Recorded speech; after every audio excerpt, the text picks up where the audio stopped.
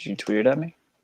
Oh, yeah, I did. Hello and welcome to the second annual NFL Draft Special here on the For the Love of Sports podcast. My name is Michael Rasile. I got some men here with me. I got my cousin, the one, the only Justin Rasile. I got Derek here with us as well. I don't know. He said, he had a nice speech at my wedding. Let's just put it that way. We are here. If you guys remember, who's better? You guys remember last year, we had a lot of fun. The NFL draft was pretty much the only thing we could look forward to. I don't know if you guys heard, we've been in this pandemic for a little over a year now, and the NFL draft last year was an absolute godsend. We had a lot of fun with it. We bet some money on it, and now we're going to just do it again this year. So we did it last year. We're going to do it again this year. Derek, how you doing today, buddy? Pretty good, man. How about yourself? I'm good, man. Thanks for no one ever asks the host how they're doing. Justin, how you doing today? I'm great. I hope you're doing well too, Mike. I am. Got my claw. Got my Giants claw koozie. Here we are, and we are getting ready to do our second mock draft, as we did last year. Somebody did odds, somebody did evens. I think Derek did evens last year because he picked all the offensive tackles. It kind of really threw a wrench in the whole thing. But we don't expect that exactly to happen again this year. We're going to be going through pick by pick, team by team. We have a couple different ideas and trades. We're going to have some fun scenarios with this. It's going to be a blast. That's what we're here to do. But more importantly, one of your microphones is catching. That might have been mine. I got an echo. Thanks, buddy. Appreciate you. No, I think that's actually Justin. Damn it, Justin. Is it better? Right. We'll see what happens. I'm not too worried about it. Anyway, one of them did odds, one of them did evens. They're so much smarter than me. I'm just going to argue because arguing is fun. That's what I like to do, especially the Giants pick. Really excited to argue that one. Also really excited to argue the Bengals pick because I completely disagree. But we have Justin at JRasel81. We have Derek. He's not on Just Twitter Derek. because, he has a nice sane idea to life. Try to get off that awful, awful hellscape that is Twitter.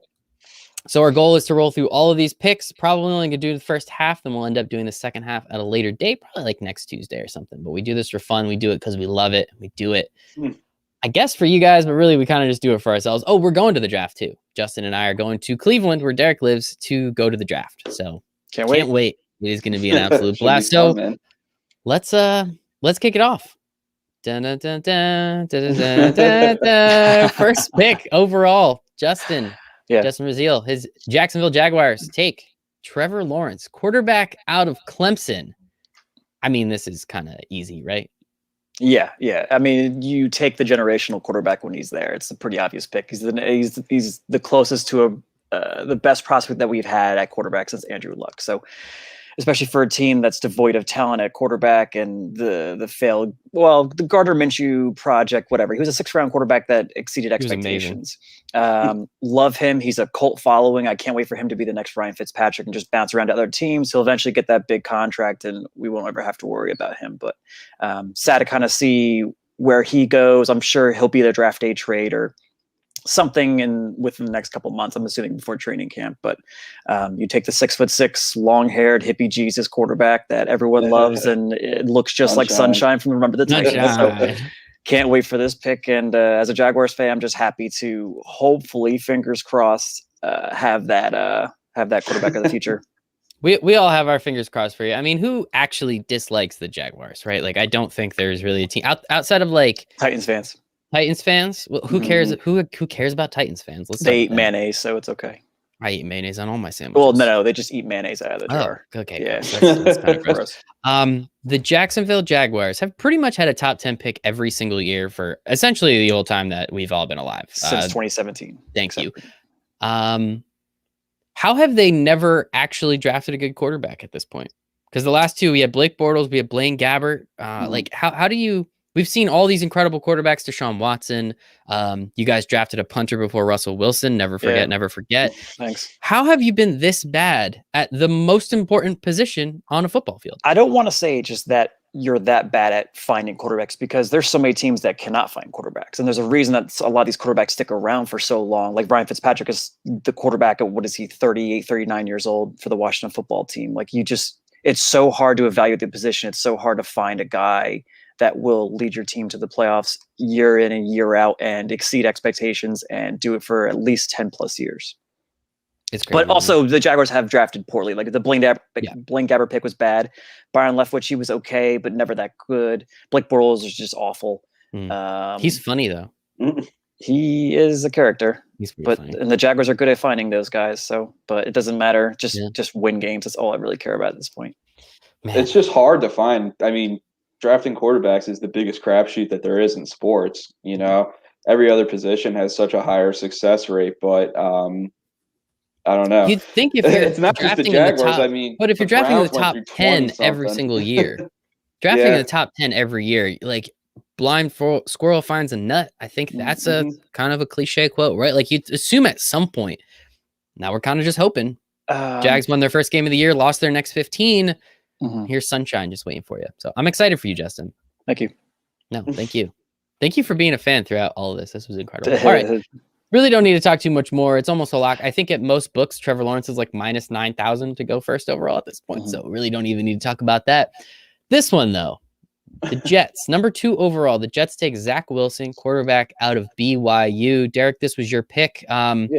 This seems to be consensus. Why? Why does everyone think Zach Wilson is going to number? Like, when did this happen that all of a sudden it was, it's a done deal. Zach Wilson's number 2 overall. Like, when the fuck did this Derek, happen? Before you answer that, I texted Derek about Zach Wilson. I want to say back late September, early October. I was like, yo, what do you know about Zach Wilson? He's like, honestly, not too much. And I was like, yo, just like watch some of these throws that he's making. And that's when Derek and I started talking about it. So months ago, but clearly there was something. You guys are smart. That's essentially what you're trying to say there. No, we just watch a shitload of college football. So this year it was easy to watch a lot of football. I mean, that wasn't too hard. But Derek, I mean, again, you're like all the books, betting odds, he's like minus 1,300 to go second overall. Why the fuck is Zach Wilson like a consensus number 2 pick? The dude played Coastal Carolina and looked like shit. That's it. That's all that happened this year. It's the meteoric Joe Burrow ascension. I think that everybody's wait, you can't compare Zach Wilson to what Joe Burrow did. I'm not saying that's insane. I'm not saying that it's an actual like that they're really comparable, but it's the same principle. Like, you know, for his first 2 years at BYU, Zach Wilson looked like a fringe draftable prospect, and then they got an offensive coordinator change, and the offense changed for him, and it opened it up, and he was really able to showcase his his talent, but everybody just kind of sees this Patrick Mahomes. Oh, he's really creative. He's got the live arm, everything, you're kind of looking for the modern quarterback. I think that combined with Justin Fields having a couple of rough games this year against Indiana and Northwestern and Alabama was okay. I think that he's just like the flavor of the month. I think that's really what it is. And I think that everybody looks kind of at Patrick Mahomes and says, well, like, why not this quarterback? Like all of those flaws that you used to say, like, wouldn't work in the NFL. Well, guy just won a Super Bowl and went to another one playing in that kind of reckless style. So everybody thinks that they can hone Zach Wilson's talents then. But I don't think it's going to be that easy. He's also going to the Jets. He's going to the Jets, so it's kind of already failed. The Chiefs have the best receiving core. Andy Reid's an offensive genius. I don't think the Jets have anything close to that. And their best receiver is going to be Corey Davis. So, yeah. Chiefs also traded up into the top 10 to snag Mahomes after they went to the playoffs the year before. So obviously a lot of differences. Justin, I don't get it. Why is Zach Wilson going second overall? Arm talent. That's pretty much. No, it's obviously not it. Like you see the work that he put in last summer with quarterback coach John Beck. He really. I remember I was reading something that John Beck said. It was something with his hips. Like he was doing something. So it was clearly something that was pretty technical that he could work on and develop and get to the point where he looked as good as he did last year. Yeah, he did have some bad games against some pretty good competition, but there's so many, you can find quarterbacks anywhere. Like how many North Dakota State quarterbacks are we about to have in the league now? We're going to have 2, which is pretty crazy. 1.5. Actually, It's probably a half and a half. So it really comes down to 1. Yeah. So, I mean, it's just pretty crazy about how it's kind of gotten to this point. And I don't know. I've personally really liked Zach Wilson. Like when the Jaguars were looking like they were going to draft number 2 overall, I was pretty sad with being okay with them taking Zach Wilson because I didn't think there was a chance the Jaguars were going to jump the Jets, and then all of a sudden the Jets beat the Rams, and then they win the next week again. I'm like, wow, this is incredible. Like, I will gladly take Trevor Lawrence, but I remember watching the game with Nick too, and he was so sad when the Jets beat when they beat the Rams. I was like, you're taking one for the team. Thank you very much. Yeah, that was pretty bad, and I think it was a double whammy, right? Because the more games the Rams lose, the better the second draft pick the Jets get. We'll get to some of those picks later, but I personally think it's ridiculous. We'll get to the third pick here. We had San Francisco trade up with Miami. They went all the way to 3. Miami moved back to 12. Miami then moved up to 6 with the Eagles. We'll get to that a little bit later. But 3 first-round picks to Miami, a third, and then maybe like a late swap for the third overall pick for San Francisco to say that Jimmy Garoppolo is totally their quarterback this year, guys. Don't you worry.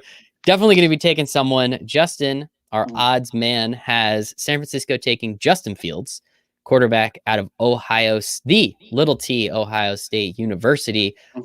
I think he should be the second quarterback taken. I think, Derek said it before. He had a couple rough games against Indiana and Northwestern, which I think you could say both of those defenses are significantly better than any defense Zach Wilson faced all year. And then he went out and just completely took it to Clemson. Like, it felt like they dropped 60 points. I don't think they did, but it felt like 49. They dropped 49. Okay, they dropped an insane amount of points on what is an actual defense. And that throw, what was that? Like maybe the 5th touchdown pass he threw that was like 60 yards in the air. Yeah. And then somehow his stock goes down because they played Alabama, where they lost half their team to COVID.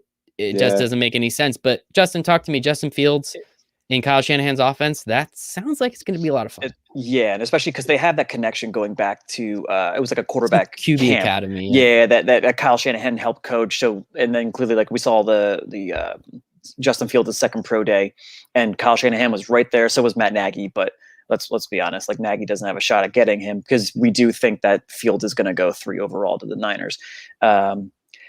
I don't know. I mean, he's a big, talented quarterback. There's a lot to like about his game. He's super athletic. I've heard people say that he's a better throw. He's a Cam Newton body, but he throws much better than Cam Newton. Which, if you get that kind of a player, then that's a pretty historic quarterback that you're creating right there.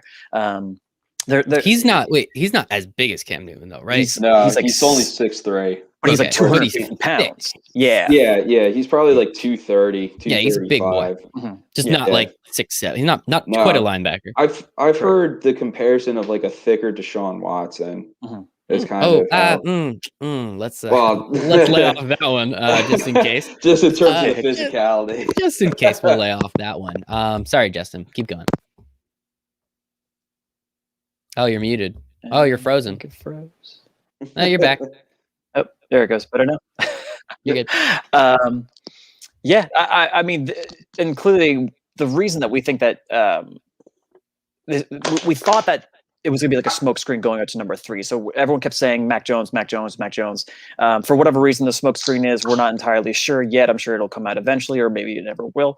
But Fields is clearly the better quarterback. Like, why would you trade all those assets up to get Mac Jones when you could have stayed where you were to get Mac Jones? Like, it just doesn't make any sense.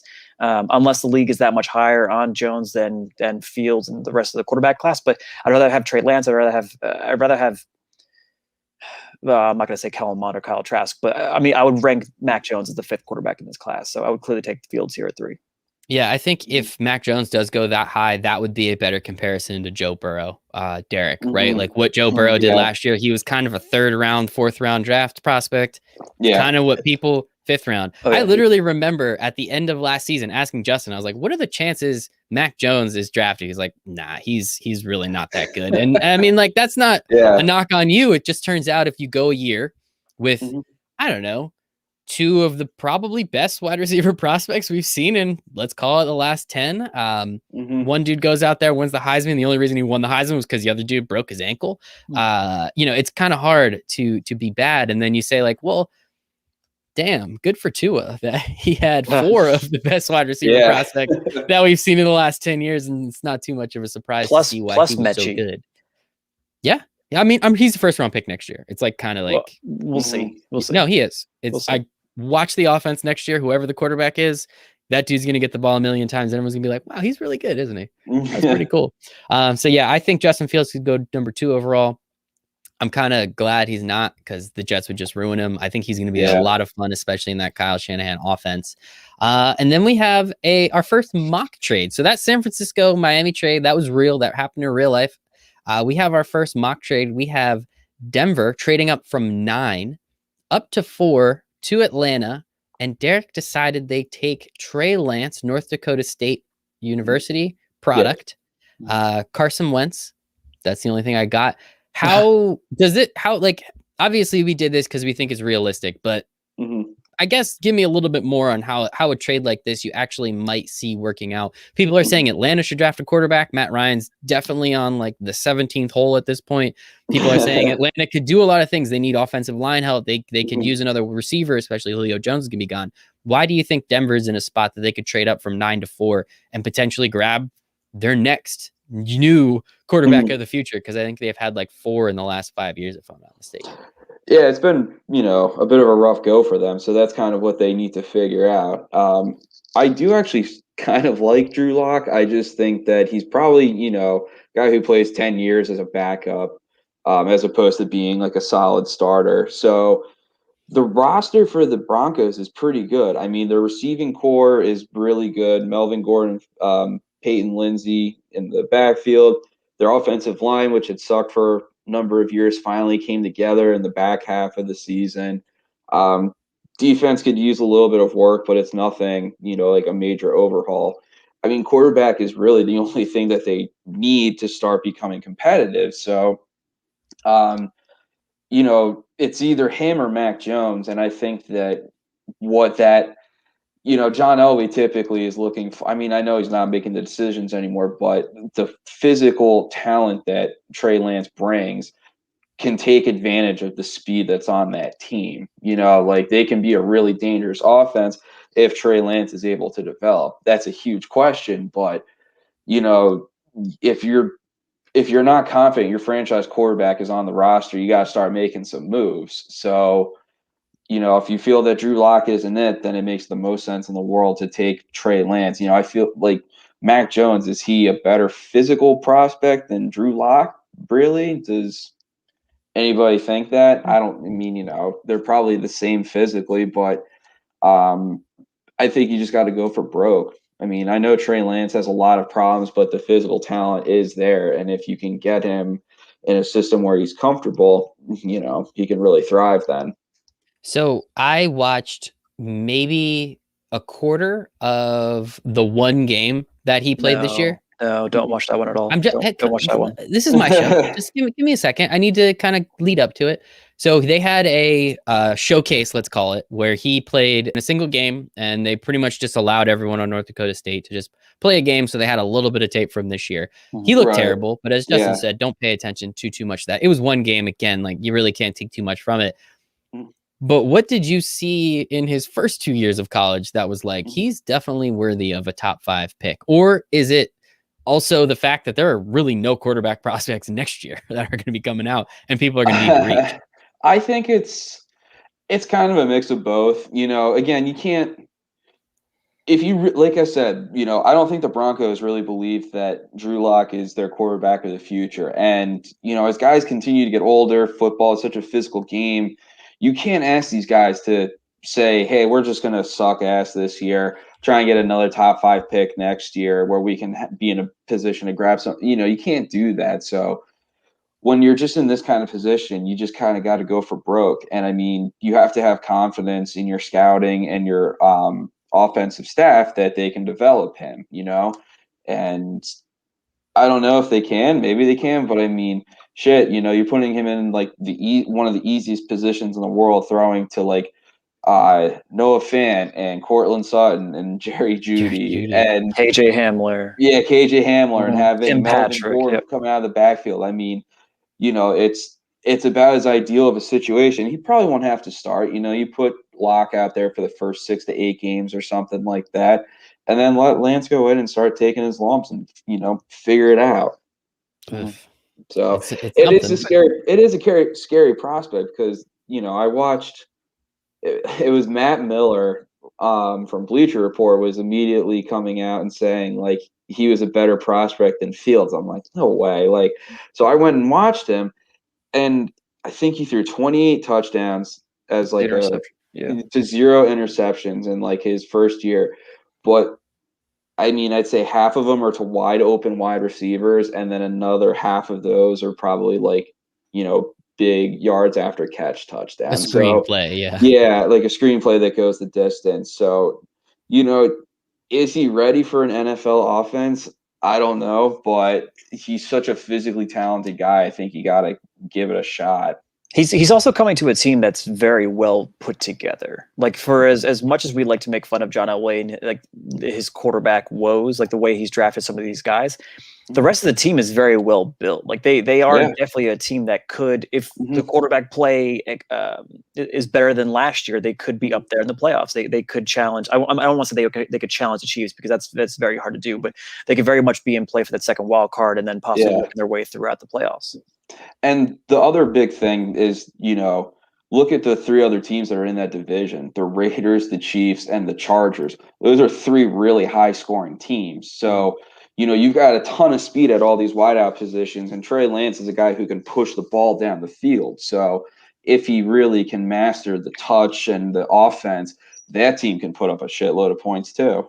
He's also going to be super athletic enough to be able to play pretty quickly. Like he'll be able they'll find ways to like use design runs, get the ball out quickly. The nice thing is Jerry Jeudy is such a smooth route runner that he will find ways to get open. Sutton's such a big target that you can throw him the ball wherever. And Tim Patrick and KJ Hamler are just both like nice speed guys. Deep, so you'll find ways to make him like you'll integrate him into that offense pretty quickly, and then you just let him use his legs and then just let him go. Why can't Drew Lock do that? Because Drew Lock's not a good quarterback. Damn, I thought he was like almost a good quarterback. He had good stretches for like those 4 games of his rookie year, and then last year just kind of. I mean, granted, yes, he didn't have Cortland Sutton, so that was a huge blow. You had Jerry Jeudy coming in as a rookie with the COVID year, so hardly any they couldn't work out together. So there was a lot going against them, but it just doesn't look like Drew Lock has taken the steps necessary enough to kind of get through the rigors of being an NFL quarterback. Yeah, consistency just isn't there. He looks good for, spurts, but it's all about putting it together for a full game. I guess we'll see. But that's interesting. So we have 4 quarterbacks going in the top 4, which hasn't actually been happened. It's never happened before. I think we've had 3 in the top 3, right?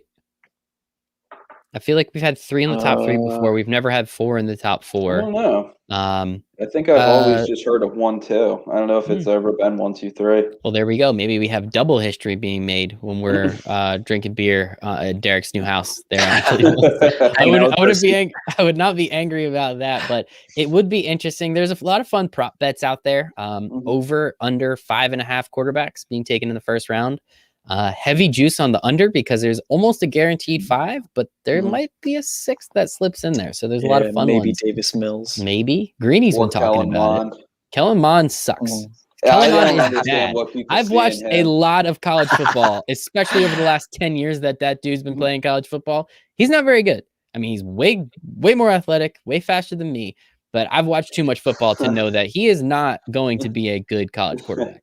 Just going to say that right now. So it is what it is. Let's move on. That's enough about the quarterbacks. Let's get somewhere else. So we have number 5, Cincinnati Bengals. This is Justin's pick, taking Jamar Chase, wide receiver out of LSU. So the Bengals, I guess you could say, lose AJ Green. He kind of didn't even really play that hard last year. 147 targets last year, I think. Did he really? Something crazy. But he had 47 catches. They kept force feeding him the ball. It was the lowest catch percentage in like the last 5 years or something. He had one game with like 9 targets and 1 catch. It was something ridiculous like that. So he's gone, but he's kind of like we remember AJ Green from like 2016, 2020. AJ Green's not the same thing. I guess addition by subtraction, John Ross is finally gone. So you don't have to really about Derek and I get to watch him pretend to play football for a little bit. So shout out John Ross.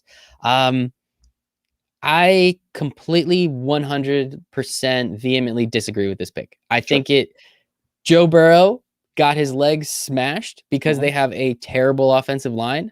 Yep. It's nice to have wide receivers, but if you don't have enough time to throw the ball to anyone, who the fuck cares who your wide receivers are? So is this a you pick Do you think this is the best pick, or you think the Bengals are this stupid that they're going to take a wide receiver? 95% sure they're going to go Jamar Chase. Wow. With the 5th pick. I do want to say this one thing. I do too. Unfortunately, Jamar Chase, what he did 2 years ago was insane. Yep. It was absolutely ridiculous what he did to that Clemson team in the national championship game. All of it.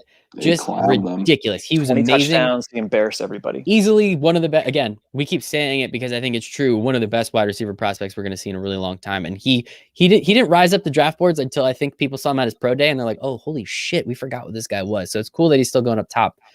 But why not Penei Sewell here? Why not any other offensive tackle at this point? Because this is ridiculous. Yeah. So the way this draft has come together, there's so many offensive tackle prospects that the way the Bengals are going to view it is that they can see they can get the number 1 wide receiver, they can get the number 1 left tackle.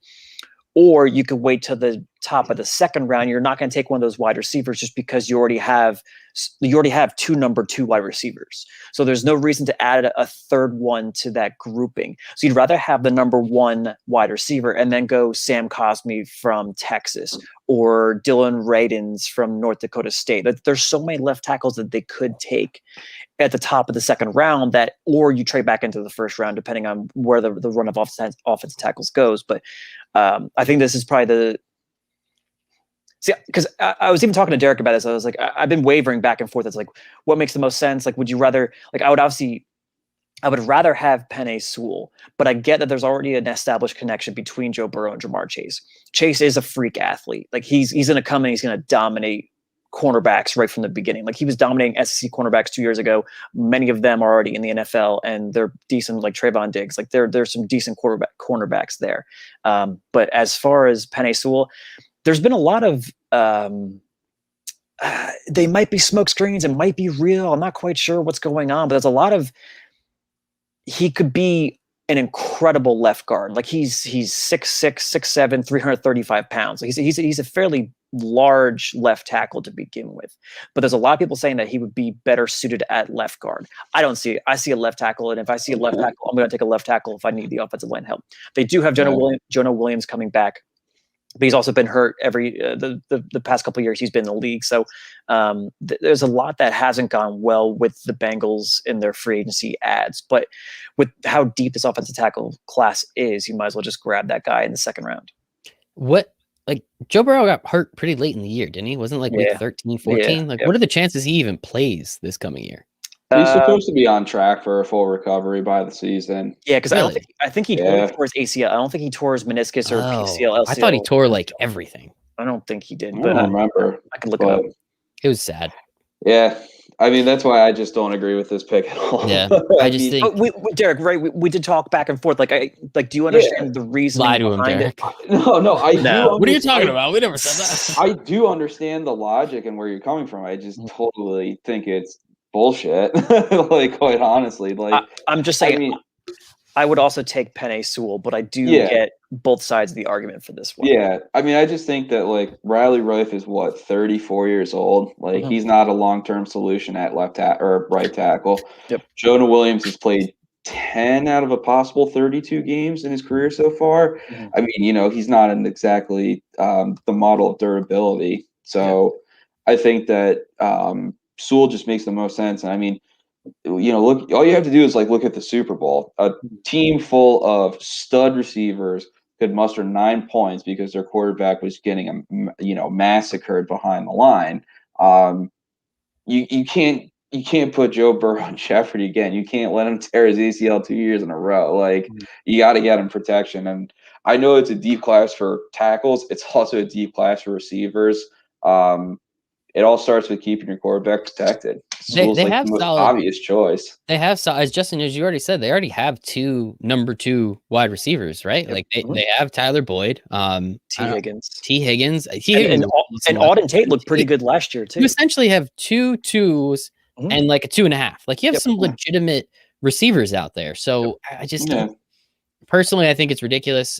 You guys also know how I feel. I think taking a wide receiver in the top 15 is completely of a waste. Like it makes no sense to me because wide receivers are the icing on the cake. I hate Colin Cowherd, but he said that, and I was like, holy shit, I totally agree with it. So shout out Colin Cowherd for that one. But I don't know. It's interesting.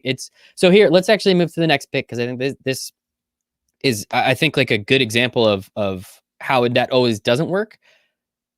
Miami, they traded back to 12, then up to 6. Now they have the opportunity to take Kyle Pitts, and it says tight end, but it really doesn't matter. He's just an offensive freak. Offensive weapon. Now, the thing about Miami is they almost went to the playoffs. They won 10 games last year. They are in a position where they could really use an offensive weapon. They have a solid offensive line. They have a solid defense. They have wide receivers, but it wouldn't hurt to get another one. Tua looks terrified and might actually end up sucking. Hopefully he doesn't, but we'll see. This is a way you could see it. Derek, talk to me a little bit. Was there anywhere else you could have went with this? Or, I mean, again, Penei Sewell's still on the board. Yeah. It doesn't hurt to just take a really good left tackle at 6, right? Sewell was definitely, probably the other pick that I really went back and forth on with this. But, they did invest a first-round pick into a tackle last year in Austin Jackson.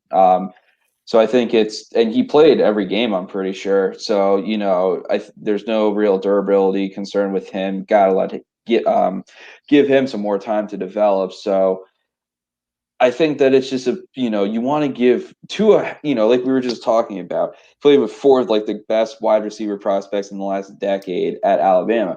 Well, if you're really not sure about him, I guess try and replicate that, Yeah. Devontae Parker finally came on strong in the last couple of years. Looks good. They signed Will Fuller. Mike Gesicki is a really good tight end, like super athletic. And then if you bring Kyle Pitts, I mean, you can line him up so many different places on that offense. Get creative with him, split him out wide by himself, do inline, line him up as like an H-back. Like, you can do anything you want with him, and I think that it's something that would really help to his development. And, if the offense isn't clicking, then I think you kind of have your answer with him. But I think that this was the intent of the Dolphins when they traded back up, was really trying to get Kyle Pitts. Or even just one of those other, like any of those receivers, right? Yeah, they're pretty much guaranteed to get somebody that would be in, if they do go as Sewell, I mean, he'll probably immediately start at left tackle. They reshuffle the offensive line, but it's something. Justin, you're a Florida fan. I watched a lot of Kyle Pitts this year. That dude is an absolute freak. Tell me something Derek didn't. I'm so sad to see him leave Florida. Like he's was staying in Miami. I know, but he was incredible the last 2 years. And I remember watching him in 2019 and just being like, okay, this kid's gonna be an absolute freak. And then 2020, it's like, okay, this kid is certified freak. Like, he's gonna be incredible the next, like, he's just a mismatched nightmare, 6'5", 240 pounds, runs like the wind, cuts very well. Like, he's pretty agile and athletic for that size. And I forget what they said his wingspan was, but it was like 84 inches. Yeah, it was like 8 feet long. Like, this is absolutely, it's the longest, it's the largest wingspan they've seen at an offensive skill player in the last 10 years. Like, it literally hangs past his knees. Like, the catch radius that he has. I remember they used to talk about Justin Blackman, and his catch radius was the size of a 2-car garage. Pitts is like 5 inches taller than him and has a larger wingspan. So he has the size. What is his wingspan? Like the size of a 3-car garage. Tua can't miss that guy. But when you also line him up with Mike Gesicki, with Will Fuller, with Devontae Parker, Preston Williams, maybe. Yeah, like, you have so many weapons that you can go to. And then I'm sure that at some point they'll draft a running back. The offensive line will look better if they want to take another. Like, the offensive line class is very deep. Like we were just talking about. They got the pick at 18. So there's a lot of different ways that they can go with this. Plus, they also have an extra first in the 2023. So, like, there's so much. 22 and 23. Yes, but because of the trade that they had from this, they got an extra 1 in 2023. Do they have another 1 next year from the Texans? Or is that part I thought it was over, but I have a 2 this year and a 1 this year. From the Texans. Yeah. That's the way it goes. And they fleeced Bill O'Brien. True. Shout out Laramie Tunsil. Gas Mask Bong turns into like 18 picks with the Dolphins and like $64 million guaranteed for him. That was one of the craziest draft day stories ever. Not a bad day. Like, it was like literally 15 minutes before the draft. I was hanging out over. Yeah, we were at Sumner's house. Yeah. And we're like, what is this? I just remember John Gruden being pissed. Just like, I don't understand this. it's your draft day, and a video like just being so damn pissed off. What's up, CJ? How you doing? CJ. Brother. Let's move on. All right, back to the odds. We have Detroit taking Jalen Waddle, wide receiver out of Alabama.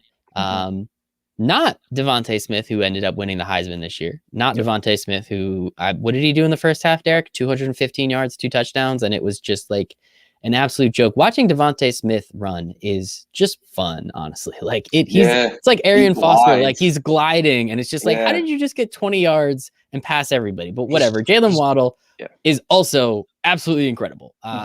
He's been on Alabama for the last couple of years. He's done his thing. Again, totally disagree with this pick. Why the fuck are we giving Jared Goff a wide receiver? Nobody cares. Give him offensive line help. Do something. Yeah. The Detroit Lions are not a wide receiver away from being good. Okay, why are they taking Jalen Waddle here? So one of my favorite stats about Jalen Waddle, at the time when Jalen Waddle got hurt, he had 13 less catches than Devonta Smith, but 74 more receiving yards. Just put those, like, it's incredible what he can do. And when Dan Campbell, I think during his introductory presser, he was talking about biting kneecaps and all those other sound bites, which is great. One thing he said that he's like, we need guys who can get freaking open, and Jalen Waddle can get freaking open. Like he's so much better. He's so much more refined than Henry Ruggs when he came out. Like Henry Ruggs was just he was a 9 route. He was a go route. That's all he could do. That's all he was good at. Jalen Waddle, you give him a screen, you can have him 5-yard, 10-yard slants, post routes, digs, anything you need him to do. He can run, he can catch, he can do it all. He has some lapses and catches every now and then, but I'm sure at that point at Alabama, he was just bored because they were just beating up on scrubs. But he is a certified freak. But like we've been wavering back and forth with a lot of these picks just because it's so hard. Like they could have easily gone Penei Sewell, but Taylor Decker played so well at left tackle last year for the Lions. Like you weren't just gonna take Penei Sewell and like you could throw him at guard if you wanted to. Or would you rather get a wide receiver that you would be able to find later? Yeah. Would it be a waste, or is having a good offensive line not like one of the most important things in football? It is because Decker is a good left tackle, and you could find a right tackle a lot more easily in a mid round. It makes more sense to not. Also, because the rest of your offensive line is very young, like Jonah Jackson, Frank Ragnow, Logan Sternberg, and Tyrell Crosby. Like it's a young offensive line that's going to gel and mold together. Yes, you could take Penei Sewell and you could throw him in there, but you could also find another guard or right tackle option to just plug and play if you wanted to. You guys, both of you have told me too many times that Penei Sewell could turn out to be Joe Thomas. I don't give a fuck who your left tackle is. You take Joe Thomas. Literally every single time you say Taylor Decker, you're going to be amazing on the right side. Now look at that. You have an incredible offensive line. If your left tackle moved to right tackle and your left tackle is fucking Joe Thomas, I don't get it. Like I've seen so many bad offensive lines the last 15 years of my goddamn life. My boss hog life. I'm sorry. It doesn't matter. You put anybody back there. Take Fitzpatrick, put him back there. I don't care. It's just so frustrating. I don't get it. But Jalen Waddle's gonna be fun to watch. Yeah. Yeah. I mean, I don't know. For me, it's like, you don't have to really worry too much about keeping Jared Goff healthy. It's pretty clear. I mean, it kind of sucks to say, but like, it's clear that he's not going to be he's not going to be the guy going forward. And their offensive line isn't terrible, but now their receiving core is. I don't even know who the hell's projected to start. Tyra Williams. Nice. Okay, yeah. Really? So he signed with the Lions? Yeah, he signed with the Lions. Yeah. Good for him. Good for him, I guess. Good for the Lions too. Quinta Cephas looked pretty good. Like he wasn't terrible. And they also signed Brashad Perryman. Oh, okay. No one gives a shit. Yeah, like you have a bunch of like wide receiver threes. Like they definitely needed something to just kind of change up the offense. And I mean, I don't know. I mean, in a draft that has like an absurd amount of explosive wide receivers like Chase and Devonta Smith and Kadarius Toney and Rondale Moore and Elijah Moore, Jalen Waddle probably is the most explosive. I mean, he really. You put him at a punt returner or a kick returner, he takes him to the house. I mean, he's just like an insanely dynamic. His 2 years ago, 2019, against Auburn, I think he had 4 total touchdowns or like 5 total touchdowns to basically keep them in the game, which they ended up losing. But like, I mean, he is just an absurd playmaker, and he's only like 5'10", maybe 5'11", but he just gets open and it's insane to watch. So you know, he's fun. Put somebody out there. You know, you can't realistically go into a season with Tyrell Williams and Brashad Perriman as your number one. Yeah, probably not the best. But as you said, there are a lot of wide receivers. Derek and I and Justin as well. We've been doing a lot of mock drafts. Just trying to find those receivers in round 3 and round 2 and round 4. And there's still some names, still some people you know out there. But yeah, these guys at the top, they are absolutely something. So let's move on, because finally, again, Joe Thomas. You guys told me multiple times guy might end up being Joe Thomas. Don't know why he's going 8, but he's going 8 to the Carolina Panthers. This was Derek's pick. Penei Sewell, out of offensive tackle out of Oregon. If you don't know his name, it's because he sat out of last year, and football is a what have you done for me lately sport. So it really doesn't, everyone's starting to talk about him again, but I can understand why you forgot about him. Yeah, he was one of the most highly touted prospects coming out of high school, if I'm not mistaken. Goes to Oregon, does everything that you need to, and then said, they can really only go down from here. So let me sit out. Maybe he had actual concerns. I don't know, whatever. But Penei Sewell going to Carolina to protect Sam Darnold. So I guess that's the other side of the coin, right? Yeah. Who are you protecting? But talk to me, Derek. Well, I think that's why this makes the most sense is, Sam Darnold's a total reclamation project at this point. I think it was actually a pretty good deal for the Panthers. The most he gave up is a second-round pick next year. For a guy that was taken 3rd overall a couple years ago. Darnold was in a really awful situation with, he played for the Jets, who had nobody. Were coached by Adam Gase, who's probably the most incompetent head coach I've ever seen in my life. And now he goes to a situation where, okay, instead he's throwing to DJ Moore and Robbie Anderson and has Christian McCaffrey, and his head coach is Matt Rule, who's was a really successful, successful college coach at Baylor after their scandal, and then Temple. He was at Temple too. Yeah, it was like good at Temple. And then he was I didn't know this. Apparently, he was a Giants assistant coach. I think he was assistant offensive line coach something like that, like 10 years ago. But and then your offensive coordinator is Joe Brady. So if there's any kind of situation that can possibly bring Darnold back from the dead, I think this is it. And you want to help him in any way possible. So yes, like I said, I think Penei Sewell has potential to be like the next Joe Thomas. You draft him, he's a day one starter, and Darnold is in an infinitely better situation than he was in New York. So yeah, last year they kind of had an offensive line, but I'm really not going to give it to him. No, it wasn't very good. Yeah, it still wasn't very good. They had Taylor Moton's a hell of a right tackle though. Like that there's a reason they franchised the right tackle. Like he's a freak. Matt Paradis looked pretty good. Pat Elflein, but the left side of the line is just bad. Well, what about Becton? Wasn't he really good? Oh, you're talking about the Jets? I'm talking about Jets. I'm talking about the Jets. Oh, sorry. But they were okay. The Jets' offensive line was okay. But now, again, if you add Penei Sewell to this offensive line, then they traded for Trey Turner, the other Trey Turner last year. And then they just cut him, if I'm not mistaken. Got rid of him. So I guess he wasn't that good. Probably a cap casualty at that point. But it's going to be interesting. Again, if it's Joe Thomas, just take the guy. Like, I don't think it's and if I'm not mistaken, this is the second year in a row that Carolina's picking at 8. Last year they took Derek Brown, and I don't think I heard his name once. So run stuffing defensive tackle. There you go. Top 10. Derek and I argued about him. There's certain things you do in the top 10. There's certain things you don't. Crow on that one. I was way off with him. That is what it is. All right. It was only 1 year. Yeah, exactly. You got 4 more. See what happens. So before, I guess since Derek was evens and Justin's was odds, you guys had to discuss this trade. It only makes the most sense. So Atlanta traded with Denver. Denver moved up to 4 to take Trey Lance. So Atlanta is here at this number 9 spot. They need a lot of help in a lot of different places.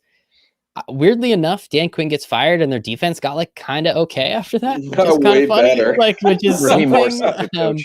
I don't know how much you want to like read into that from they didn't care, they didn't play for, they were this good, the scheme was wrong. I can't really say too much about that, but I am very jealous that Justin has Micah Parsons, linebacker out of Penn State, going to Atlanta at number 9 overall. Talk to me, Justin. What's this guy got? Yeah, he's also another opt-out. He's a do-it-all linebacker. He can blitz off the edge. He can blitz from the middle. He can cover. He can just tackle everything that comes into the gravity around him. Like he is just another freak at linebacker. He's just an athletic guy. He's a big dude. There's so much to like about him, and the reason that a lot of people are talking about him falling is character concerns, and he's had some issues. There was a bullying case, and correct me if I'm wrong, Derek. There was something else also that that he's also done that it's causing him to fall down boards a little bit.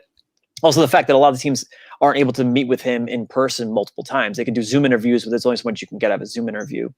All those meetings, like they always say that the biggest thing at the combine is the fact that they get all these face-to-face meetings with these kids, and they put them through 4 or 5 days of pretty much it's hell, because they don't let them sleep, they barely feed them, they do a lot of things to just break them, and then they bring them in interviews, they do psychiatric exams, and they're just like, okay, how are you going to crack? Like, what's wrong with you? Where are you going? And they're asking questions like, is your mother a prostitute and stuff like that. Like, there's so much that they're trying to do to try and get these kids to crack, to see like if you're able to take it, if you're able to come to the NFL and be the man that they want you to be. And I think that athletically, physically, Micah Parsons is that guy. He's incredible. But there's those character concerns. Yeah, I was gonna say we just don't know. Like, and that's the problem. Is like we can talk about this all we want, but we don't know anything about him. Like, I've never met him personally. I can't speak to his character. And all it is just like these little Twitter rumors that keep floating around. Which who knows is a smokescreen? Who knows what's actually real and what's fake? Derek, correct me if I'm wrong, but Urban Meyer stopped recruiting this guy because he was a scumbag. No, it's not because that's not what happened. It's because Parsons was he came to an Ohio State game when there was game day, and Kirk Herbstreit, being a fucking dope, brought him up like on stage, like while the cameras were rolling and stuff like that, which is a huge which is like a pretty big NCAA violation. So their punishment for that infraction was that they couldn't communicate with Micah Parsons anymore. So if he wanted to just commit without talking to the coaching staff until he got on campus, he could have done that. But it was, still months away. So love it. But there is that, and then I don't know. It's the opt out. Some people make a big deal about it. I think you got to protect your body and play for yourself sometimes. So to me, it doesn't matter to me that he opted out. He was going to be a top 20 pick regardless. Like, he could easily go as high as top 10, or he could fall to the Raiders or something like that. Like, I can't see him falling. He's not going to fall at the first round. Like, he's going to be a millionaire by the end of by 2 weeks. And even if he is a little immature, I mean, I think that there's enough veteran presence in the Atlanta locker room, that can kind of keep him in line too. So. And they desperately needed defense. Like that offense. That offense is pretty. That offense is pretty set. And if you get him blitzing, you get Dante Feller going. Grady Jarrett's a pretty great defensive tackle, and the rest of the linebacking core is just kind of whatever. Like there's so much that's wrong with that defense. But I mean, it's all going to come down to how does Arthur Smith handle this offense? Does he get Julio Jones? Does he get his touchdown regression, the other regression, like to go up progression? Positive regression, however it works. But yeah, he just needs to he needs to get this team going the right way. And like, he's going to be a run heavy scheme, just coming from the Titans, coming from the Derrick Henry tree. Like, he's going to find a way to get this offense going. He's not going to be that as pass heavy as previous Atlanta Falcon teams have been. Like, they're going to find a way to grind out games. Nice crack. With Todd Gurley's ears. Todd Gurley's not on that team anymore. No, he's still free agent. Yeah, okay, I was going to say he was a 1-year deal. Gotcha. They'll probably end up drafting Javonte Williams in the second round, or Etienne. Sorry, I keep saying it wrong. And Najee Harris. If one of them's going to be there in the second round, I could very easily see them grabbing one of those guys in the second round. I also know the Lions are going to draft running back in the second round, because they've kind of made that like a yearly thing at this point. So I think they like DeAndre Swift just a little bit. And they also just signed Jamal Williams in free agency. So it's still the Lions. Moving on, number 10 pick, Dallas. So this is the run of NFC East teams, which is hilarious. Shout out the Eagles for picking after the Giants and the Cowboys purposefully. You gotta love that. Sacrificing a chance to draft Kyle Pitts or Devonta Smith, maybe, or Jamar Chase when for your a best receiver Dolphins is Greg first Ward. round pick. For a Dolphins first round pick next year, which if all goes just kind of mediocre, is going to be somewhere around 2025. So goddamn, I hate Boss Hog. I hate the Eagles. Dallas, Patrick Surtain the second, cornerback out of Alabama, first cornerback coming off the board. Mm-hmm. Dallas needs cornerback help. We know that. They have Trayvon Diggs, also out of Alabama, if I'm not mistaken. Talk to me, Derek. Patrick Surtain's been great this year. So why him? Yeah. Why now? Why not? Time's right. Their defense was putrid last year. I mean, they couldn't stop anybody. It's basically the defensive line and secondary are both just horrendous. They couldn't get any pressure on quarterbacks, and that makes life hell for a secondary when they have to guard guys for 5-6 seconds. So I think that pass rush is probably a little bit more preferable for Dallas, but nobody fits the value at 10 here. I like Surtain a lot. He's a pretty good athlete. He's battle tested. I think he started 2.5 years at Alabama. He got better each year, which is something I'd love to see in players. He's the prototype too. He's like 6'2", 210, 215, like with really long arms. In a system where he can get up to the line and muscle people around, he's really good. He's not the greatest athlete. You see who's the top corner? Okudah was the top corner last year. Okudah is definitely more athletic. I think the thing is Surtain has a lot of really good, great straight line speed, but some underneath stuff can get him mixed up. But he's still a really good player, and you desperately need corners. So it just seems like a pretty easy pick unless they feel like they want to trade back and get a pass rusher at a better value. Okudah was also a great press man corner. Whereas Surtain, Dan Quinn's cover 3 defense. That's the scheme that he's going to run while he's transitioning from Atlanta to the defensive coordinator as the Cowboys. He's going to run into cover 3 scheme, and Surtain came from a cover 3 scheme at Alabama, so it's just like a match made in heaven kind of thing. Granted, it's always kind of hard to go with these, you can't always rely on the defensive coordinator when the head coach isn't a defensive head coach. You don't know what scheme you're going to run year in, year out. You're also if you're Bill Belichick and you're a smart head coach, you're going to run to what your players are good at. You're not just going to take them. You're just going to fit a square peg into a round hole. It just doesn't work that way. So you're going to take Surtain. They could very easily take J.C. Horn, who's a great press man corner. They could take Caleb Farley, who's an absolute athletic freak at corner, minus the back spasms and back injuries. But Surtain just fits that spot just too well. Yeah.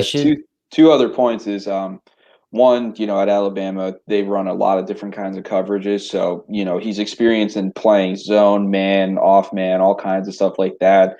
And two, Dan Quinn always, going back to the Legion of Boom days, always had tall, lanky corners who were just dogs and got up in people's faces and, made life hell for receivers. So Surtain has that mentality when you watch him. He's really confident when he goes out there. So I think it would be a pretty perfect marriage for them. So one thing that's really interesting about Alabama corners is I feel like they're either really good or complete busts. We have the D Milliners of the world who aren't in the league anymore, and then we have the Marlon Humphreys and Minka Fitzpatricks, right? It's so weird that there's no middle ground to these guys. And Trayvon Diggs, I guess, after his rookie year, he seemed solid, definitely can start on one of the worst teams defensively. So that's something, but it's really interesting how Alabama, if I'm not mistaken, Nick Saban was a defensive back, and that's his position. Then he that's his baby, right? Minka Fitzpatrick used to call him dad or something weird like that, right? There was all that stuff. So, it's interesting. It's really interesting for the Giants' sake. I hope this guy sucks. But for his sake, I hope he makes a bunch of money. So, and talking about the Giants, Derek didn't get to pick this one. A little disappointing. This was an odd. So this is Justin's pick. So I confirm with Derek though to make sure this would have been you wanted. This would have been my pick. Yes, Giants. Yeah, what side was on? You're good. You're good. Number 11 overall, the Giants. New York Giants select Devonta Smith, wide receiver out of Alabama. As we were talking about before, this dude is an athletic freak. He is so much fun to watch play football. I watch Alabama football because just watching them play football, as weird as that sounds, it's just so much fun. It's like watching the Warriors back in the day play basketball. It's that whole thing. So talk to me. Why? I don't want a wide receiver. I don't want Devonta Smith. I want an offensive lineman because our offense sucks. We just signed Kenny Golladay to a 4-year gigantic deal. Why do the Giants now need to take another wide receiver top 11 in this draft, Justin? I think going back to what we've been talking about, how the offensive line class is just so deep. And after Penei Sewell, like you could very well see Rashaan Slater, the offensive tackle from Northwestern, as the next best offensive tackle. There's also a lot of talk about him playing guard just because his arms are too small. Like the analytics goes back and forth. Like if they're not 34-inch arms, then he's too small to play left tackle, so it just won't work out that way. You could very well easily just throw him in at left guard, kind of see how Andrew Thomas does, and you can mix and match the offensive line to the best that you can to just create whatever works for Daniel Jones. Granted, as long as he can kind of put it together also, but.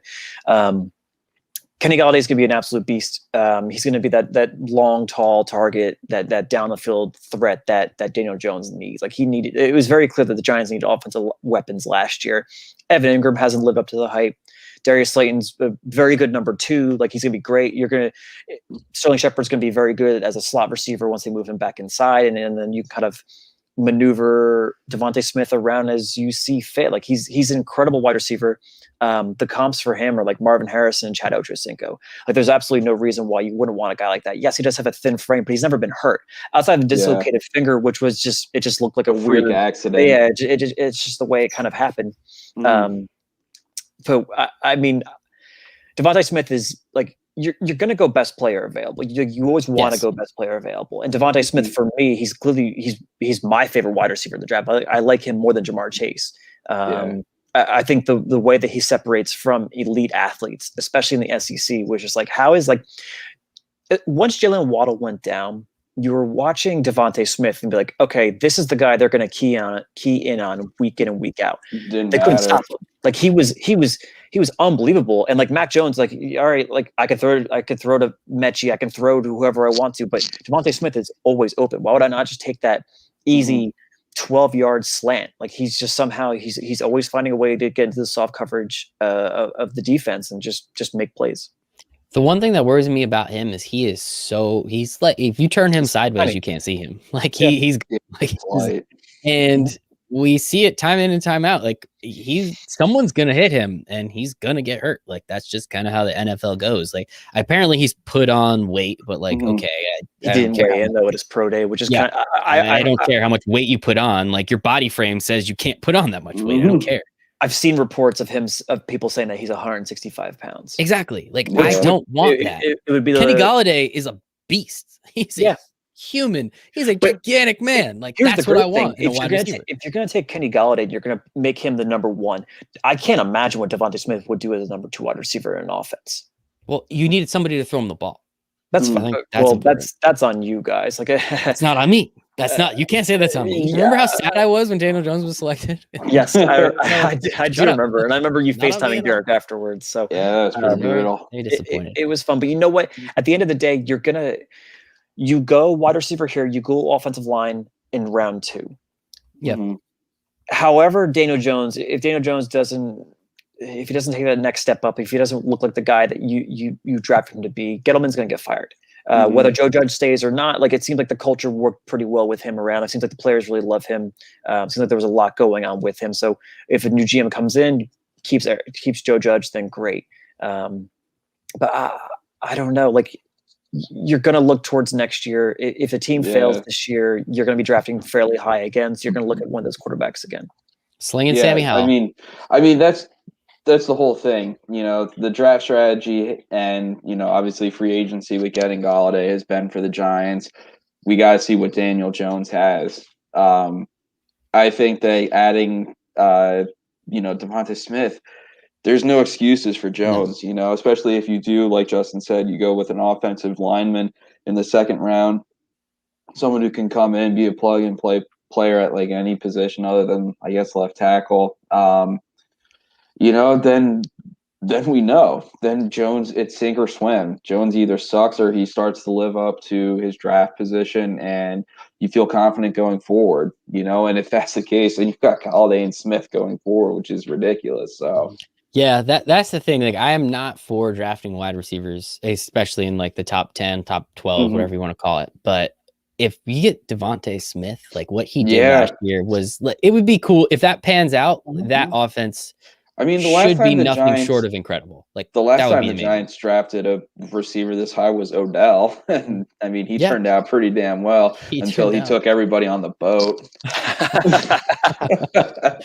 The defensive backs weren't on that boat. Let's all remember that. They did lose that game by whatever. Anyway, what was it, like 40-20? Yeah, it wasn't great. It was that first half. The Hail Mary. The Hail Mary, yeah. Incredible. Aaron Rodgers is the best Shout Hail out Mary Aaron, thrower ever. The new host of Jeopardy. Kind of cool. All right, let's move on. Number 12 overall. So this was 49ers, traded to Miami, then traded to the Eagles. Shout out to the Eagles for getting behind the Cowboys and the Giants one more time. Just think that's hysterical. Little news report came out today or yesterday that there's some friction with inside the Eagles organization. I could have told you that without any insider reporting because they're absolutely a complete mess, which is a blast. So this is Derek's pick. We have J.C. Horn, cornerback out of South Carolina. Some people say he could definitely be, him and Patrick Surtain are very much 1A, 1B. Depends on kind of what you're looking for in terms of scheme and in terms of player. But talk to me a little bit. I'll be honest. I didn't watch too much South Carolina football this year, so I have no idea who this guy is or what he's done. He's the son of Joe Horn, isn't he? Yep. No shit. Yeah, he's the son of Joe Horn. Yeah, so it's crazy that Joe Horn has a son and Asante Samuel have sons that are coming out this year. They don't feel like they're old enough to like have kids that are going to be in the NFL. Horn is a really physical corner. I don't think he's quite as athletic as Surtain is, but like when you watch him play, he seriously plays every snap like it's his last. He goes out there looking to bully and beat the shit out of receivers. He's really aggressive when the ball's in the air. He feels that it's his just as much as it's the receivers and swats at it. I think in one game last year had like 6 pass breakups or something like ridiculous like that. He's made plays on the ball. He had a handful of interceptions in college. He just makes sense for a team. The Eagles are just like nowhere close to where they were a few years ago when God forsake the earth and let them win the Super Bowl. So they've really fallen off. I've seen possibly Mac Jones, but you can't do that. You can't draft a quarterback in Jalen Hurts. That would be so awesome. It would be hilarious. That would be awesome. But it would just be, the worst management ever. I think wide receiver would be in play, but there's, at this point, there's nobody really worth taking. Corner is a huge issue for them. Even Rashaan Slater would actually make sense for them too. They could use some offensive line help, but their corners just got abused last year. And I think just a guy who, even though he's not, the most physically gifted, just goes out there, can bring some kind of culture change to a defense that's just pretty down. Makes a lot of sense for him. Justin, anything else? You watch SEC a lot. Yeah, I mean, he's a great press man corner. He's worked very well with on the opposite side of Darius Slay. They paid Darius Slay and they traded for him from the Lions last year. They paid him to be the guy. He just didn't look that great last year. He's not the guy. I could have you just have to watch. Like he was really good like 3 years ago. And cornerbacks, when they lose a step, they lose all their steps. Yeah. We saw with like Xavier Rhodes, like he was all pro, and the next year he was trash. So that was awesome. I loved that trade. I thought that was great. They paid him a lot of money too. And then we all watched on Monday Night Football as what's his face? Seattle. Talk to me. Metcalf. Thank you, DK Metcalf. Yeah, no, DK Metcalf just was like, I'm just gonna catch all these balls in your face, and that was pretty awesome. And I mean, I kind of see what the Eagles would want to do here, where you beef up the corners, you create like this great 1-2 punch on the outside, and yes, you don't have like that prototypical incredible edge rusher off the edge, but you're going to have some great guys coming up the middle with Derek Barnett and Javon Hargrave, who got hurt last year. So Fletcher Cox coming back, Brandon Graham, like you're going to have more quote unquote coverage sacks because the secondary just looks better. So by doing this, it'll actually improve all fronts of the defense.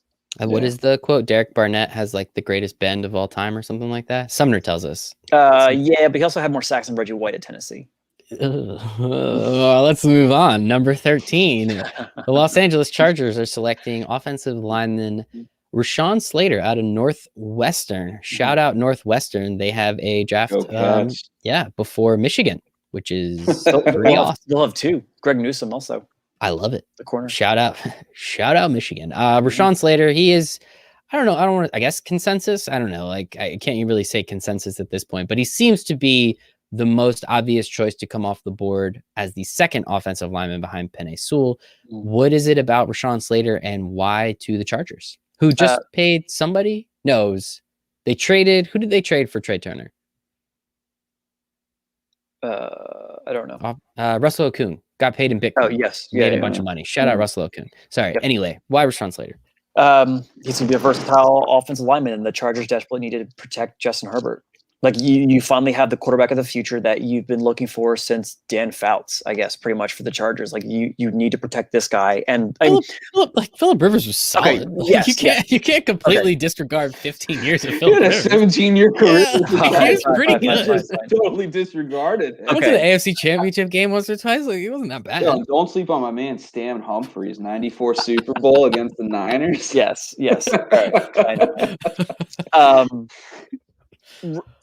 The thing that I loved most about Rashaan Slater was I remember saying this over to Derek not too long ago, was the fact that he completely shut down Chase Young when Chase Young came out last year. I know Derek he didn't completely shut him down. Audibly rolls his eyes. Northwestern ran every play away from Chase Young after the second play when Chase Young got a sack. That's how you go against a good defensive lineman. You run the ball away from him. Anyway. Yeah, so they can't go into next year with Trey Pipkins as their left tackle. They signed Corey Linsley, which is a great signing from the Packers. Like, that was the best signing of the offseason. Yeah, you need to beef up that offensive line. Like there's so much that you need to do to make this team better. You need to protect Justin Herbert. You don't want to see him end up like Joe Burrow from last year. Like you want to keep him healthy. And also by doing this, you open up running games for Austin Eckler. Like you're going to have a much better offense. Granted, there's so much in the defense that you have so much talent on the defense. Derwin James coming back. Maybe they re-sign Melvin Ingram. I don't know. Joey Bosa. No, he signed with the Panthers apparently. I saw that 2 days ago. He's signing with the Panthers. Okay. That is a need, but no, the need to protect Herbert is by far priority number one. And they just haven't had a left tackle for quite some time. So it's time to address that, and especially with the conference and the division that they're in, like they need to find different ways to protect Justin Herbert because they need to score 1 million points. Yeah, that too. But that defense is talented. Like there's a lot of good pieces there. Mm-hmm. But they held the Chiefs to like 17 points that one game, if I'm not mistaken, right? Yep. Yeah. This is all without Derwin James. Like I don't think we can count on Derwin James anymore, unfortunately. He's an incredible safety. I just feel so bad. Like he was incredible. At Florida State. Like there was so much to like about him, and there's so much that you can do with him. That if he remains healthy for an entire season, like great. Like we'll love to see it, but. Yeah, I think that's a luxury at this point. If you get anything from him, it's a positive because I think it's kind of it's unfortunate, but it is what it is. So the Chargers are taking an offensive tackle, which I love. I think I completely agree with. So now we have a Michigan player going, and Derek picked a Michigan player. Minnesota picking Kwity Paye, edge rusher out of Michigan. That team up north. Derek, talk to me a little bit about it's Kwity, right? Because that's a pretty sweet Kwity. Kwity Paye. I like it. Talk to me. He's basically all upside at this point. He's an incredibly great physical specimen, but their production never matched. I think 2 years ago, 2019 was his best season when he had 7 sacks, 7.5 sacks, something like that across 14 games, 13 games, something like that. And then last year, Michigan played 6 games, and I think he had 2.5 or 3 sacks. So you watch him and he reminds me of Jason Pierre-Paul when he came out. How you saw this dude who was just like a crazy good physical freak, but like the technical aspects like weren't really there. But it's kind of like, why not? Mike Zimmer is a defensive guy. He's going to work with him a lot. You can't teach the kind of burst he has off the line. He shows the bend, the ability to get around tackles that you really want to see from high level edge rushers. You teach the technique from there, and you've got yourself a really good edge rusher. Daniil Hunter hurt himself last year. He was out all of the year, so you don't really know what your edge rushing situation is going to be like.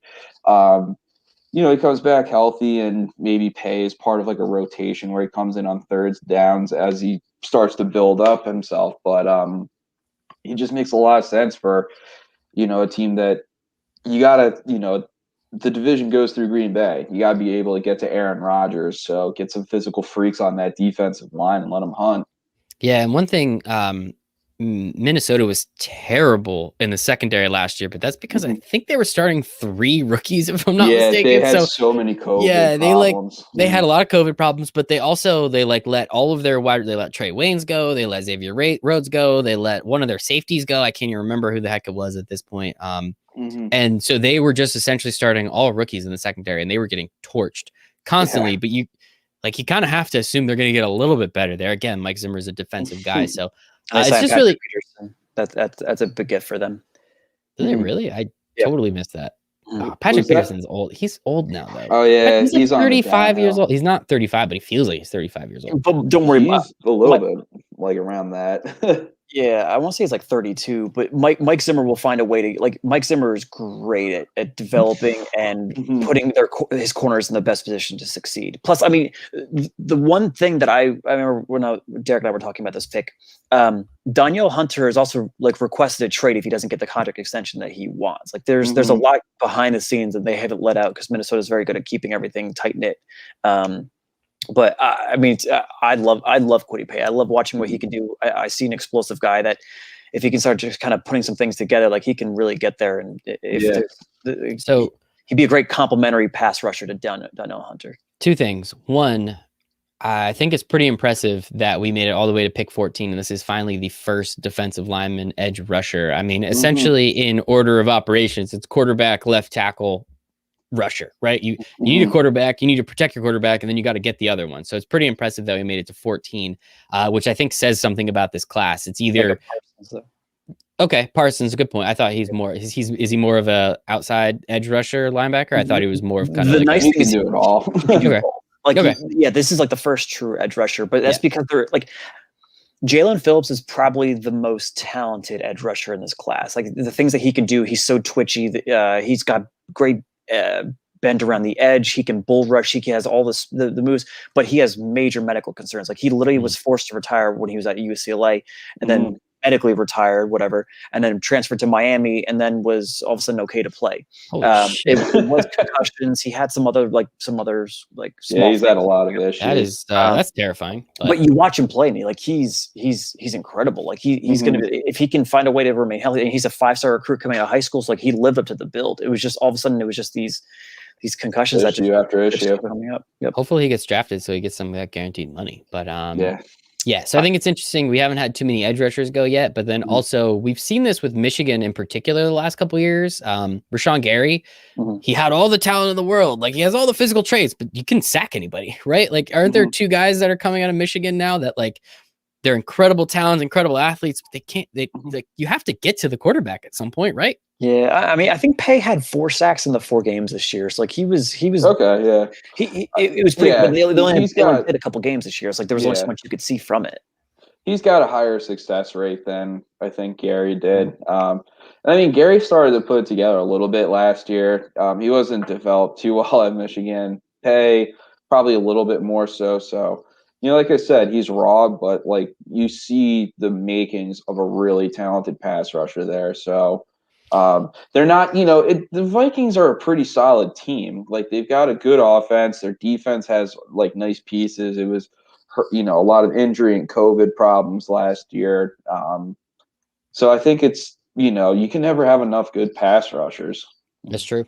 Can never, ever have enough good pass rushers. All right. 2 picks left for the first half of the For the Love of Sports NFL Draft Special. We'll have the other one coming out most likely Tuesday. So this is recording this on Thursday, Tax Day. Happy Tax Day, everyone. We're going to be having the next one come out on Tuesday, which shouldn't be too bad. So it should be some fun. But we have 2 picks left here. This one hurts. I don't like this because we kind of all know how this is going to turn out. But number 15, the New England Patriots are taking Mac Jones, quarterback out of Alabama. I think it was either Old Row or Barstool put up a side-by-side of Tom Brady looking kind of fat in his picture at the draft, and then a picture of Mac Jones kind of looking a little fat up at his pro day. And we kind of all know how this is going to work out. Bill Belichick is going to get his defense back. He's going to put an offensive line in front of Mac Jones, and Mac Jones is going to sling the hell out of the ball. And I just hope it doesn't result in like a third dynasty. But talk to me, Justin. You didn't want him to go 3 to San Francisco. Why do you think this is a good fit for New England up at 15? I mean, this is a New England. Yeah, pick. This is so. Like you're dipping into the Alabama well. Like Nick Saban and Bill Belichick are great friends, so obviously he's going to have all the insight. He's going to let him everything he knows. I mean, it is kind of a cool story that Mac Jones did stay there and want to keep going, like as Tua was taking the reins and taking over, and all of a sudden Mac Jones came in when Tua got hurt last year and looked like a competent quarterback. Like, okay. And then you start hearing more and more stories about how like he's just incredibly smart. Like the football intellect, like from shoulders up for him is just it's hard to find a kid that's 21, 22 years old that's that knowledgeable at that position at that young of an age. So and you put it together with some of the talent that he has, like you can very well have an above average quarterback, but I just can't see him going 3rd overall. Like he's just not with the way the league's going, with how athletic you need to be. There's so many, like you just don't have the traditional drop back quarterback anymore. Like he moves pretty well in the pocket, but I forget what his 40 was. It was like 5.17 or something. Yeah, it wasn't good. Just like Tom Brady's was that bad also. But as long as you have that drive, that desire, and that intellect, like he can find a way to kind of make it work for him. Anyway. It's so frustrating. We all know how this is going to end up. He is a talented quarterback. I mean, he does a lot of things really well. He just doesn't have the elite traits to morph into like that top tier quarterback. You know, like I don't know. I like him, and I think I'm not saying he's going to have the same kind of career, obviously, but I do see the similarities with Brady in terms of like the quick, compact release, the ability to be like lethally accurate in that kind of 10 to 15 yard outside the numbers range, you know, and he's got a decent deep ball. I mean, Brady didn't have a great one early in his career, but he could hit when he needed to. When he got Randy Moss, he had a pretty good one. Yeah, when he had Randy Moss, but, you know, when he was throwing to like Deion Branch and whatnot, like, you know, it was kind of just some timely down the field shots, and Jones can complete those. So, you know, he's probably never going to be like a quarterback who throws 40 touchdowns in a year, but like you would definitely be getting someone who is talented and like definitely fits the culture, and I think would be really good in Josh McDaniel's offense. And he won't lose you the game too. Like exactly. Like he doesn't have turnovers, he doesn't do anything like that. Like he's just a very solid quarterback that is the complete opposite. Like it's so funny. Like you put him next to Cam Newton in the same quarterback room, like you have such a polar opposite of quarterbacks that it's like how is McDaniel's going to make this work? But obviously you're going to see Mac Jones as a long-term guy. And granted, if something happens with Cam Newton, Mac Jones can come in and very well lead an offense and make it work for that team. And what if Cam Newton just looks like he did last year? I'd rather take my shot with a rookie and Mac Jones than whatever the hell you were throwing out last year. But you had such a piss poor amount of offensive weapons last year. Like he was literally just Jacoby Myers. That was it. There was no Julian Edelman. There was no one. Who did they sign in the offseason? Like Kendrick Bourne, Hunter Henry, and Jonnu Smith. Okay. Didn't they sign Aguilar too? They signed Aguilar to like a 3-year, $26 million deal. Yeah, Bill Belichick's a mad genius, guys. It was pretty early, but like those two tight ends are that's a big get for them. And I mean, I wouldn't put it past them. Like I think they said that there's a potential for like 30 something wide receivers to be drafted in this class again. So there's another plethora. There's another insane amount of wide receiver talent coming into the league again this year. Before we move on, Justin, I do have to tell you that the other day I read that apparently, like all of the other scouts on the Patriots staff, tried to stop Belichick from drafting N'Keal Harry, and Yeah, he wouldn't listen. Yeah, Love I it. saw that. They wanted DK Metcalf. They wanted somebody else. I thought N'Keal was going to be pretty good, but he's ass. Yeah, he No hasn't.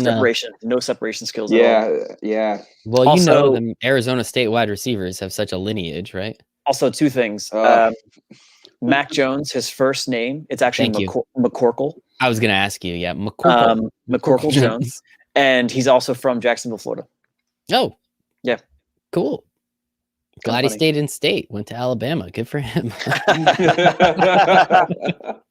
That's a fun one. Shit, I had one more thing. Devonta Smith. Mhm. Apparently was interviewed earlier this offseason, and they said, who did you like more as Mac Jones. quarterback? And he, according to the story, had no hesitation and said Mac Jones. Yep, Mac Jones, when referring to him or Tua. Jalen Waddle, I think, also said the same thing. Yeah, we've had the conversation. The three of us have had the conversation. I have personally thought Tua has been the most talented quarterback, but he doesn't actually know how to play quarterback. He's just really good at the position. And you're starting to see that now in the NFL, where if someone that doesn't have like 5 yards of separation, he's terrified to throw the ball because he doesn't think he can put it in there. So it's going to be interesting. Gosh darn, I really don't hope. I saved myself. There you go, Justin. I really hope Mac Jones does not go to the Patriots. But last pick for the first half of the For the Love of Sports 2021 NFL Draft Special, we have Derek. He has the Evans take Arizona is taking Caleb Farley, cornerback out of Virginia Tech. I got nothing. Talk to me. Who the hell is Caleb Farley? He was another opt-out from this last year. But 2 years ago, he had one of the best seasons of any cornerback. He was probably like only right behind Okuda, quite honestly, in terms of how efficient he was. He has everything that you're looking for in the modern corner. Like 6'2", 210, 215 with like super lanky arms.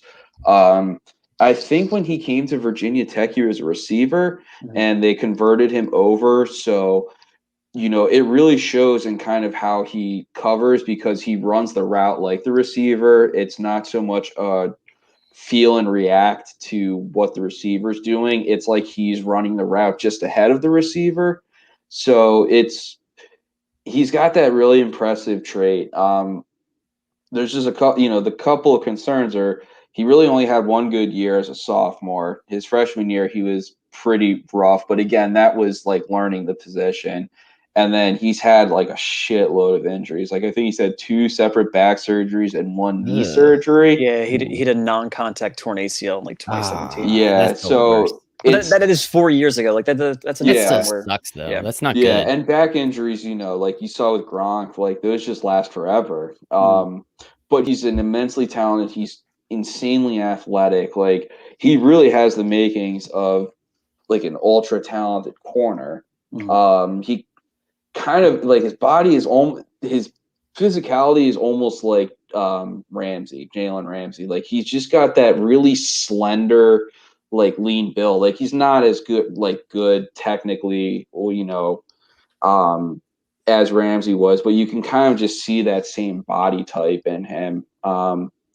And with the Cardinals getting rid of Patrick Peterson, I have not heard at all about how Byron Murphy from a couple of years ago is he's gonna play nickel. Okay, yeah, they're gonna move him. I didn't think he was doing anything special there. So it's just it's a situation where you got to have you got to get yourself a new corner because there's some good receivers in that division, and it seems like they're also going all in, like with the way like their offensive their signings have been this offseason. Like it seems like they're really going for it. I mean, they also have Malcolm, like they signed Malcolm Butler from Tennessee, and I'm sure I've told you guys many times, like I've always disliked him. I've never really liked the way that he's played the game. He just had that one great catch in the Super Bowl. That was literally it. Yeah. Well, he also sat out the other Super Bowl, and most people would say that did he sit out or he was taken out? But like. I don't know. Bill Belichick has a lot of pride, but I think a Super Bowl is a lot cooler than being right. Maybe that's just me. I don't know. Literally, I don't know. think he thought he was going to lose to Nick Foles. Yeah, but he did. As Derek said, what did you say? Has God forsaken God the earth? decided to forsake the earth that day. And let Giant Dick Nick win a Super Bowl, which is disappointing. But yeah, I mean, the Cardinals, they definitely, their offense looks cool. I can't comment too much on their offensive line, but they signed JJ Watt, so hopefully everyone thinks JJ Watt's like totally washed up, but he definitely isn't totally washed up yet. He's absolutely. I think he still had 20 sacks in the last 2 seasons. Like he's definitely, and he's double teamed all the time. Yeah, I think he's going to be great. I think AJ Green was Chandler Jones. Chandler Jones. Yep. I think the AJ Green signing, the AJ Green signing was a joke. Like I don't know why they spent any time or money on that. My favorite stat from that, though, is if you combine the ages of AJ Green, DeAndre Hopkins, and Larry Fitzgerald, by the start of the 2021 season, it's going to be a combined age of 100 years old. Wow. That's pretty cool. 100 years old between That's pretty cool. Receivers. And you missed on Andy Isabella. You could have taken DK Metcalf. Christian Kirk does not look like the kind of guy you want to go. They need another receiver because Cliff Kingsbury runs these 5 receiver sets all the time. That's literally all he does. Like, okay, baby, let's go. So, all right, Andy Isabella is a 1-route guy. Great, you throw him the deep pass. I don't know what they're gonna do. Like, they need offensive line help, but at this point, like, maybe you take Elijah Vera Tucker and you plug him in at guard. Yeah. There'll be more wide receivers as we've been talking about outside of those top 3, 4, whatever you want to say, depending on how you feel about Kyle Pitts. But they did trade for Rodney Hudson. That was a big get for them from the Raiders. Yep. Center, right? Yeah. So that'll be in something. So they should be interesting next year. NFC West is probably one of the harder divisions, I would say. I think that's definitely up there. You have the Rams, obviously, who are consistently going to the playoffs. Now they have a real quarterback, which is kind of cool. You have the 49ers, who last year lost their entire team and still almost made the playoffs. So if they get half those guys back, it should be something. And then you have the Seahawks, who clearly are going towards a divorce, but gosh darn, Russell Wilson's going to do everything he can to put up 40 TDs and still go to the playoffs. So it's going to be difficult, but it should be interesting to say the least. So that is the first 16 picks. There we go of our NFL mock draft. Justin, where can everyone find you on the internet?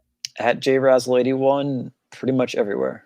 Everywhere, in case you want to ask Justin some questions about Jaguars drafts, or really just anybody in college. Justin's done like 7-round mock drafts, so he knows. Derek, you're not on Twitter, but I don't know. Do you want to just say something? Just tweet at Derek. Where see what happens if you tweet at Derek. Ask him questions. See if anything comes up. You can find me at Michael Rasile 1. Thank you to everyone that hung out with us. We appreciate you, Nick specifically, and CJ. I think you were there for a little bit, but this should be fun. And then we'll be back for the second half of the first round sometime next week. For Derek, for Justin, for myself, hope you make it a wonderful night, and let's go Giants. Bye, everybody.